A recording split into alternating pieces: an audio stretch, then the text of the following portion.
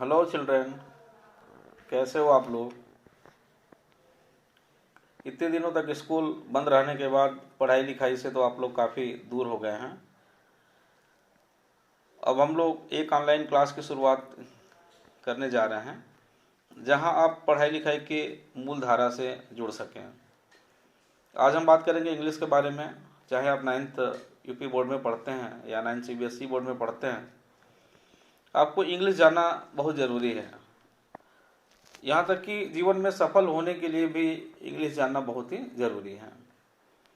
तो इंग्लिश जानने के लिए दो तीन चीज़ें हैं जो आपको सीखना चाहिए। पहला चीज़ होता है पार्ट ऑफ स्पीच, दूसरा होता है ट्रांसलेशन, और तीसरा होता है वर्ड मीनिंग्स। आप क्लास 1 से स्टार्ट करते हैं तो वहाँ भी आपको पढ़ाया जाता है पार्ट ऑफ स्पीच, और वो आपके साथ लाइफ टाइम वर्क करता है। हर सेंटेंस के अंदर आप फाइंड आउट कर सकते हैं, पार्ट ऑफ स्पीच के आधार पे उसका डिस्ट्रीब्यूशन कर सकते हैं, ट्रांसलेशन के आधार पे उसका डिस्ट्रीब्यूशन कर सकते हैं। तो अभी हम इस वीडियो में पार्ट ऑफ स्पीच के बारे में बात करेंगे। पार्ट ऑफ स्पीच में मुख्य रूप से जो चीज़ें आती हैं वो है noun, pronoun, adjective, verb, adverb, preposition, conjunction और इंटरजेक्शन। नाउन क्या होता है? Noun is the name of a person, place और अ थिंग। किसी व्यक्ति, वस्तु, स्थान के नाम को संज्ञा कहते हैं। आपके घर में जितने भी लोग रहते हैं उनका जो भी नाम है वो सब नाउन है। आपके घरों के आसपास जितने भी गांव के आसपास जितने भी गांव हैं, या आप जिन शहरों के बारे में जानते हैं, जिन देश का नाम आपने सुना है, वो सब नाउन है। आप जो भी चीज़ अपने घर के अंदर देखते हैं, जैसे मोबाइल है, टीवी है, ये जो भी वस्तुएं हैं, ये सब नाउन है। तो इस तरीके से नाउन के बारे में आपको कंफर्म हो जाना चाहिए कि किसी का भी नाम, कोई भी जगह, कोई भी वस्तु, इन सारी चीज़ों को ही नाउन कहते हैं। चलिए अब प्रोनाउन के बारे में बात करते हैं। प्रोनाउन क्या होता है? A word which is used at the place of noun is called pronoun. जैसे Ram is going, Ram is writing. यहाँ 2 बार राम और राम लिखा गया। यहाँ पे एक जगह राम के जगह पे ही का प्रयोग कर सकते हैं। Ram is going, he is writing. तो इस तरीके से जो भी शब्द नाउन की जगह पे प्रयोग किए जाते हैं उसे प्रोनाउन कहते हैं। प्रोनाउन में मुख्य रूप से आप लोगों को 3 पर्सन जानना होता है, फर्स्ट पर्सन, सेकंड पर्सन और थर्ड पर्सन। फर्स्ट पर्सन में आई और वी होता है, सेकंड पर्सन में यू होता है, थर्ड पर्सन में ही, सी, इट और दे होता है। बाकी डिटेल में हम इसके बारे में अगले वीडियो में बात करेंगे। अब हम आते हैं एडजेक्टिव की तरफ। एडजेक्टिव की एक सामान्य परिभाषा, adjective is a word that tell something about noun और प्रोनाउन।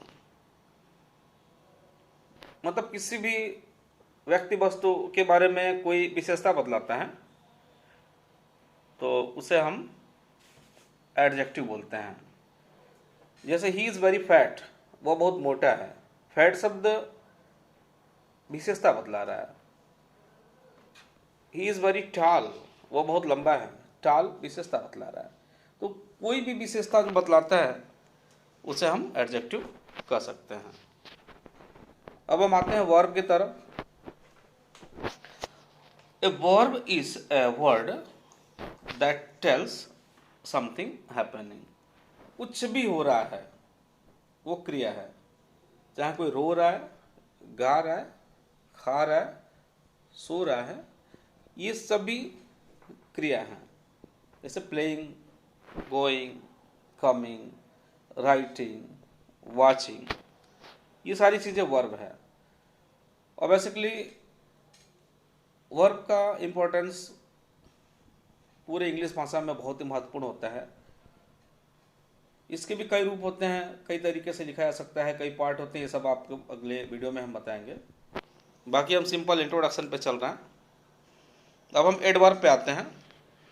एडवर्ब जैसा कि आपको नाम से स्पष्ट हो रहा है, adverb means a word something tells some about verb, that is adverb। जैसे he is running, running is verb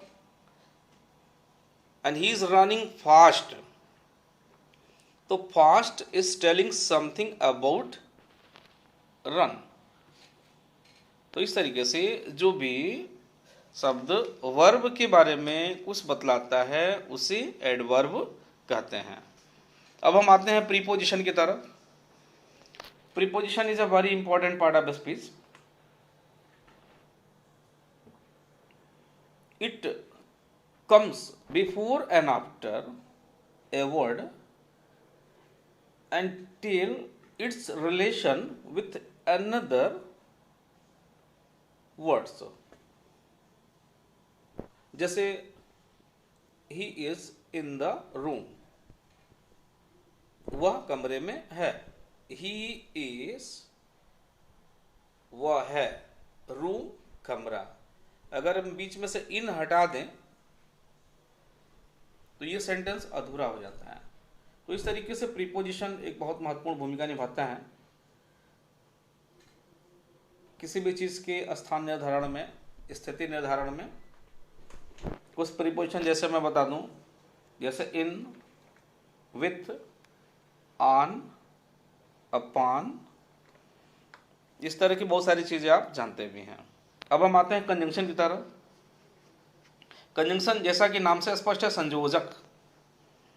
A conjunction is a word that combine two words और two sentences together. Ram is going, Shyam is going.